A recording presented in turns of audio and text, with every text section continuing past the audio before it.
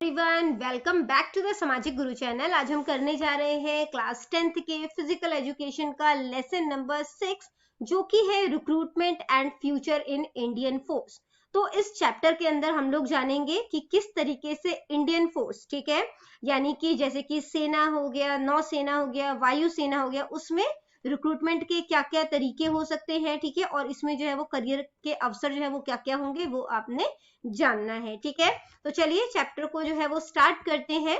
But आगे बढ़ने से पहले बेटा, अगर आपको हमारी वीडियोस पसंद आती है, हमारी वीडियोस आपके लिए किसी भी तरीके से हेल्पफुल है, तो चैनल को फटाफट से सब्सक्राइब कर लो, क्योंकि यहाँ पर इस तरीके का हेल्पफुल कंटेंट अपलोड होता रहता है। तो चलिए सबसे पहले जानते हैं डिफेंस फोर्स की इंपॉर्टेंस क्या है, यानी कि इसका महत्व क्या है, ठीक है। तो जो डिफेंस फोर्स होता है बेटा, वो कंट्री को प्रोटेक्ट करते हैं, ठीक है, और हमें बाहरी खतरों से, एक्सटर्नल थ्रेट से जो है वो सेफ्टी प्रोवाइड करते हैं। जो भी कंट्री जो है जिनके बॉर्डर जो है वो सिक्योर है, ठीक है, सेफ्टी पर्पज से मतलब ठीक है, वो कंट्री जो है वो जल्दी प्रोग्रेस करती है, ठीक है। अब डिफेंस फोर्स जो है वो उनकी क्या क्या रिस्पॉन्सिबिलिटी होती है, कंट्री को, मतलब कि कंट्री के जो बॉर्डर्स हैं उनको प्रोटेक्ट करना, ठीक है, और कंट्री को बाहरी खतरों से जो है, या कह सकते हो कि कोई भी खतरे से जो है वो प्रोटेक्ट करना। तो डिफेंस फोर्स की बात करें तो एक्सटर्नल डेंजर या एक्सटर्नल थ्रेट कह सकते हो, ठीक है। इसके बाद है रीसेंट अपडेट इन इंडिया। तो इंडिया में अभी रीसेंट अपडेट इसके लिए क्या हुआ है, government of India has appointed a chief of army staff. तो आर्मी स्टाफ की जो है वो चीफ की नियुक्ति की गई है। The chief coordinates with the army, air force and the navy. और जो चीफ है वो आर्मी, एयरफोर्स और नेवी, इन तीनों से कोऑर्डिनेट यानी कि समन्वय करते हैं, ठीक है, इनको कोऑर्डिनेट करवाते हैं। इसके बाद जो है वो क्या स्टार्ट हो जाता है, history of the Indian army, ठीक है। इंडियन आर्मी की हिस्ट्री के बारे में आपको बताया गया है, जिसमें हमें बताया गया है कि इंडिया में 3 मेन फोर्सेस हैं, आर्मी, एयरफोर्स एंड नेवी, ठीक है। इसके बाद है बेटा कि इंडियन आर्मी जो है वो काफी ज्यादा स्ट्रॉन्ग है, ठीक है, सेकेंड स्ट्रॉन्गेस्ट आर्मी है, ठीक है, चाइना के बाद। इसके बाद है बेटा जो थर्ड पॉइंट है यहाँ पर, it started in 1895 during British rule. तो ब्रिटिश रूल के दौरान 1895 में जो है इंडियन आर्मी जो है उसको स्टैब्लिशमेंट हुई थी, ठीक है, जिसे हम लोग ब्रिटिश इंडियन आर्मी नाम से जानते हैं। और जब इंडिया आजाद हो गया 1947 में, तो इसे हम इंडियन आर्मी कहने लगे, ठीक है। इसके बाद बेटा यहाँ पे जो है इसमें 3 ब्रांचेस होते हैं, army, air force and navy. Her branch का अपना एक चीफ होता है जो कि यहाँ के लीडर होते हैं, ठीक है। जो प्रेसिडेंट होते हैं वो इन तीनों फोर्सेस के हेड होते हैं। अब पंजाब का क्या कंट्रीब्यूशन रहा है, काफी सारे यंग पीपल जो है पंजाब के वो आर्मी को ज्वाइन करते हैं। पंजाब के जो जवान हैं वो काफी ज्यादा बहादुर होते हैं और उन्होंने काफी सारे ब्रेवरी अवार्ड्स जो हैं वो जीते हैं। कुछ पंजाबीज हैं जो कि यहाँ के चीफ बने हैं, ठीक है, यानी कि जो लीडर हैं वो बने हैं, ठीक है। और आर्मी या एयरफोर्स में जैसे कि general J Singh, general Vikram Singh, air marshal Arjan Singh, ठीक है। इसके बाद है इंडियन आर्मी में रिक्रूटमेंट जो है, यानी कि भर्ती जो है वो किस तरीके से होती है उसके बारे में डिस्कस किया गया है। तो इंडियन आर्मी जो है वो बिगेस्ट है, जो बाकी के 3 फोर्सेस है, ठीक है, उसमें से आर्मी जो है वो सबसे बिगेस्ट है। ये हमारी कंट्री को आउटसाइड डेंजर से प्रोटेक्ट करती है। जो आर्मी है, ठीक है, also guard the plains of the country, वो कंट्री के अंदर भी बेसिकली सेफ्टी जो है वो बनाए रखती है। न्यू सोल्जर्स जो है वो उनकी भर्ती कैसे होती है, many soldiers retire every year, so the army hire new soldiers. हर साल काफी सारे जो है सोल्जर्स जो है वो रिटायर होते हैं, इसलिए हर साल जो है वो न्यू सोल्जर्स जो है उनकी भर्ती जो है वो की जाती है। यहाँ पे अलग अलग तरीके के जॉब्स होते हैं, जैसे सोल्जर जनरल ड्यूटी, ठीक है, सोल्जर क्लर्क जो है, या फिर store keeper, soldier technical, soldier nursing assistant, soldier tradesman, ठीक है। इसके बाद है आर्मी जो है वो किस तरीके से ज्वाइन की जाएगी, तो गवर्नमेंट जो है वो एड्स देती है, ठीक है, न्यूज़पेपर में, टीवी पे, ऑनलाइन। तो आर्मी जो है जो ज्वाइन करना चाहता है उनको जो है ये सारे टेस्ट जो है वो क्लियर करने पड़ते हैं, जिसमें से है फिजिकल टेस्ट जैसे कि रनिंग वगैरह, मेंटल टेस्ट होगा जैसे कि क्वेश्चन आंसर जो है वो चेक किया जाएगा, ठीक है, कि कितने क्वेश्चन जो है वो कर पाते हैं, मेडिकल टेस्ट जिनमें कि उनका हेल्थ जो है वो चेक किया जाता है, ठीक है। स्पेशल रूल्स क्या है, कुछ अलग अलग तरीके के रूल्स हैं कुछ स्टेट्स के लिए, जैसे सिक्किम और हिली एरियाज के लिए, क्योंकि वहां पर because they have fewer people, क्योंकि वहां पे पॉपुलेशन जो है वो कम है, ठीक है, तो यहाँ पे अलग रूल्स जो है वो फॉलो किए जाते हैं। क्राइटेरिया जो कि रिक्वायर्ड है रिक्रूटमेंट के लिए of the youth of Punjab, Punjab के जो यूथ है, जो जवान है, वो अगर इसमें भर्ती होना चाहते हैं तो उनके लिए क्या क्या क्राइटेरिया है वो यहाँ पे बताया गया है, ठीक है। एज कितनी होनी चाहिए सोल्जर जनरल ड्यूटी के लिए, ठीक है, हाइट कितनी होनी चाहिए, चेस्ट वगैरह, एजुकेशनल क्वालिफिकेशन क्या है, तो ये टेबल जो है बहुत ही ध्यान से एक बार कर लेना है, ठीक है। इसके बाद है बेटा फिजिकल एबिलिटी टेस्ट। तो फिजिकल एबिलिटी टेस्ट में क्या किया जाता है, इसमें जो पर्सन जो है वो आर्मी को ज्वाइन करना चाहता है, ठीक है, उसको 4 टेस्ट जो है वो क्लियर करने पड़ते हैं ताकि उनका स्ट्रेंथ जो है उसको चेक किया जा सके, ठीक है।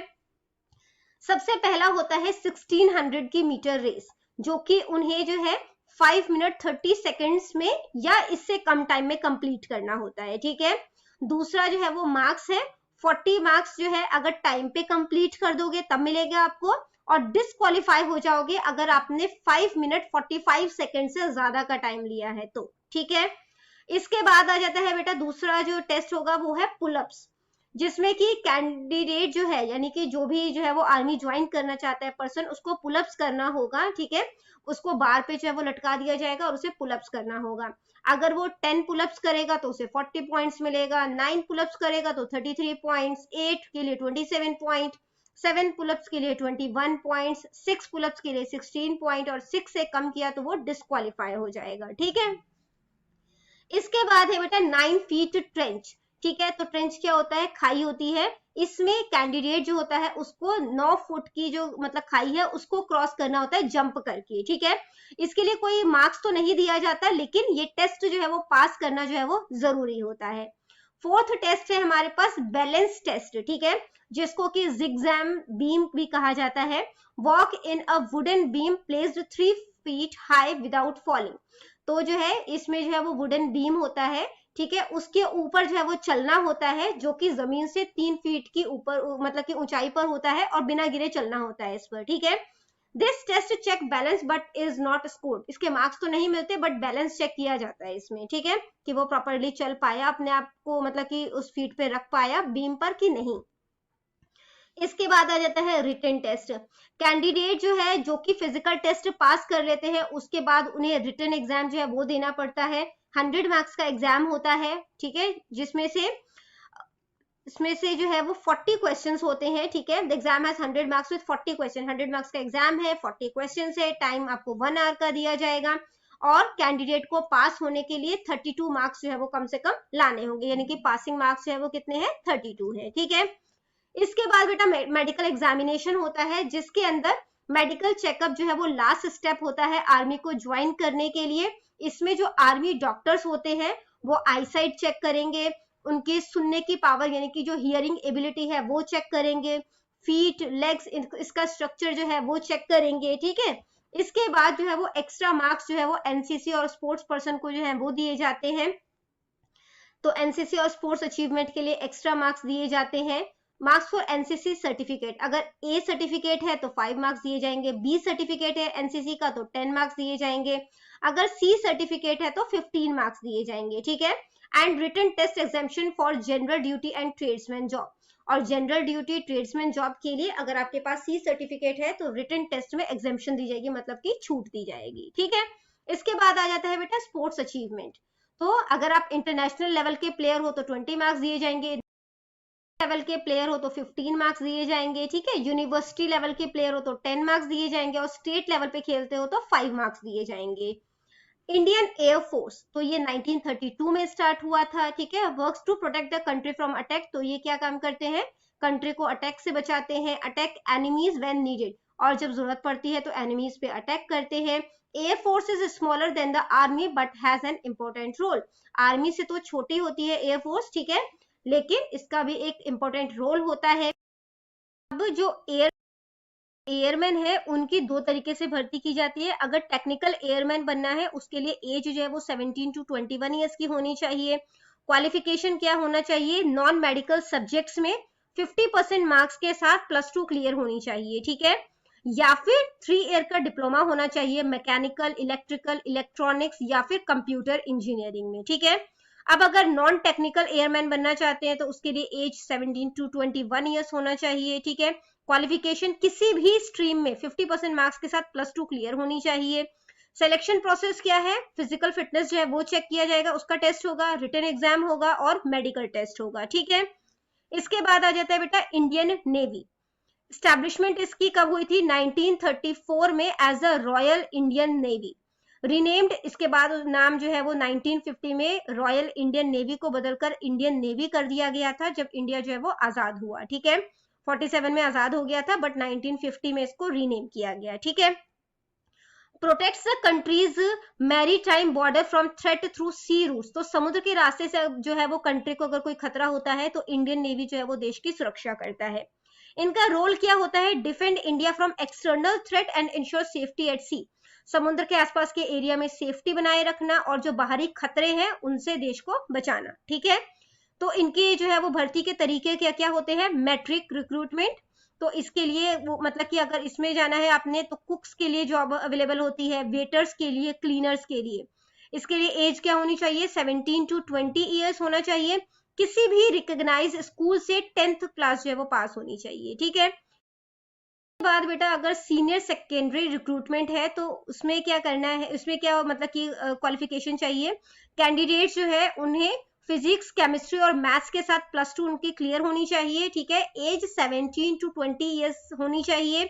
जॉब जो है वो कौन कौन सी होती है इस डिपार्टमेंट में, इंजीनियरिंग ब्रांच में, इलेक्ट्रिकल ब्रांच में, एजुकेशन ब्रांच में, नेवल आर्किटेक्ट, ठीक है। इसके अलावा और भी जॉब्स होती है।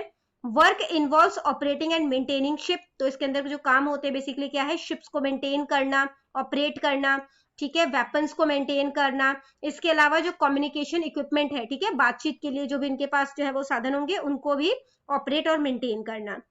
रिक्वायर्स जो है वो क्या है, इनके लिए फिजिकल, रिटन और मेडिकल टेस्ट जो है वो इन्होंने क्लियर किया हुआ हो, ठीक है। इसके बाद है डायरेक्ट रिक्रूटमेंट या कमीशन ऑफिसर्स के लिए। This is for candidate who wants to become officers and lead the army, navy और एयरफोर्स, तो जो ऑफिसर्स बनना चाहते हैं, आर्मी, नेवी या एयरफोर्स को लीड करना चाहते हैं, ठीक है, उनके लिए होती है ये भर्ती।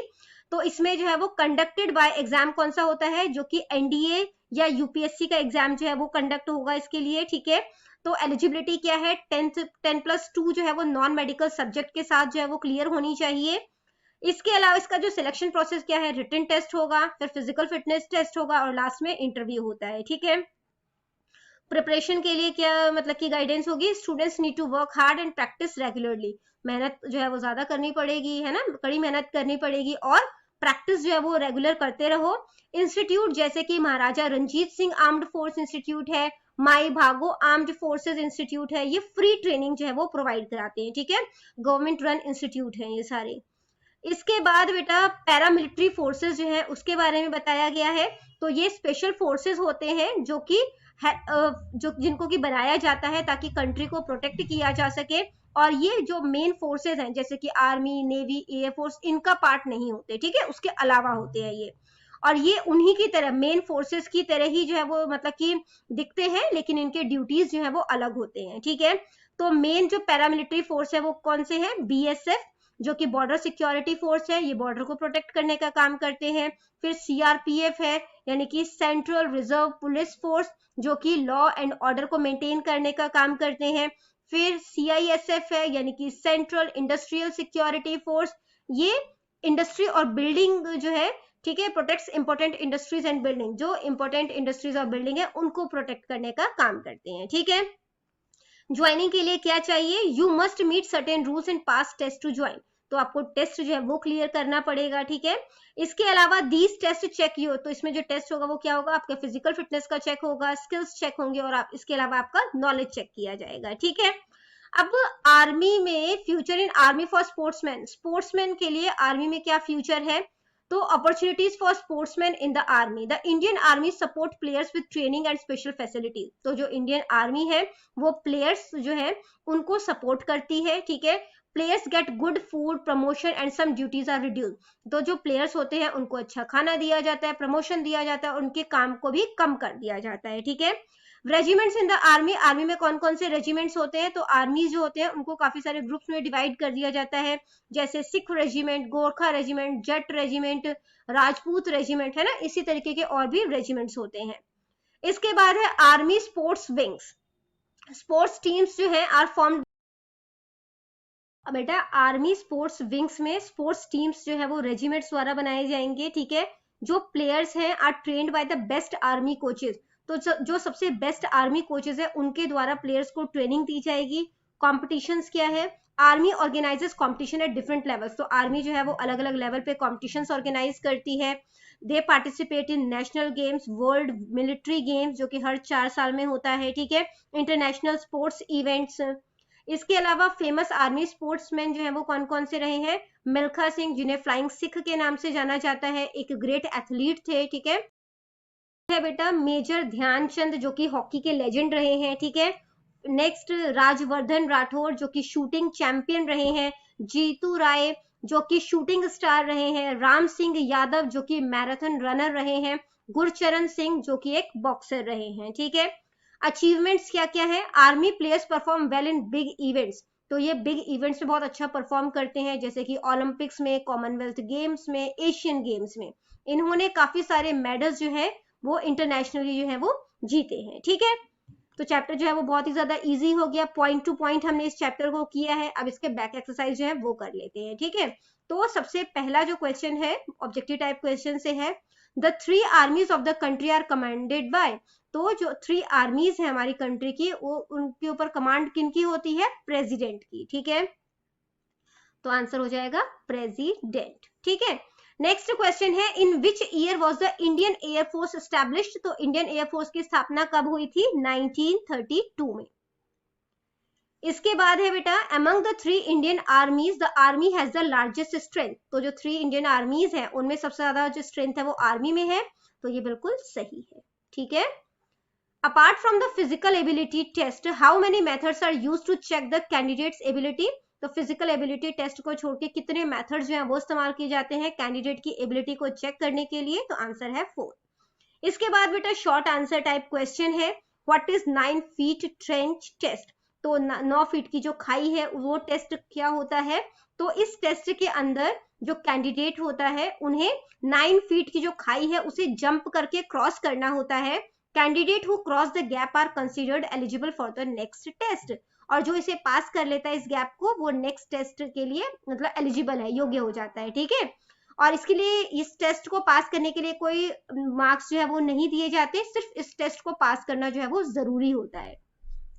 अगला क्वेश्चन है, right a note on the training institute for recruitment in forces run by the government of Punjab, तो पंजाब की गवर्नमेंट जो है वो 2 जो हमने वहां पे पढ़े थे ना कि 2 इंस्टीट्यूट जो है वो बेसिकली रन कर रहे हैं, तो वो कौन कौन से हैं उनके बारे में बताना है। तो पंजाब गवर्नमेंट जो है उन्होंने Maharaja Ranjit Singh armed force institute, ठीक है, जो कि मोहाली में है, वो स्टार्ट किया है यंग मैन के लिए, और जो है वो माई भागो, ठीक है, एयर्ड फोर्स जो है, ठीक है, वो स्टार्ट किया है गर्ल्स के लिए, जो कि जो है वो आर्मी जो है मतलब उसको ज्वाइन करना चाहती हैं। ये दोनों ही इंस्टीट्यूट जो है वो यंग मैन और वुमेन के लिए है जो कि आर्मी ज्वाइन करना चाहते हैं, और ये फ्री ट्रेनिंग जो है वो प्रोवाइड कराते हैं, ठीक है।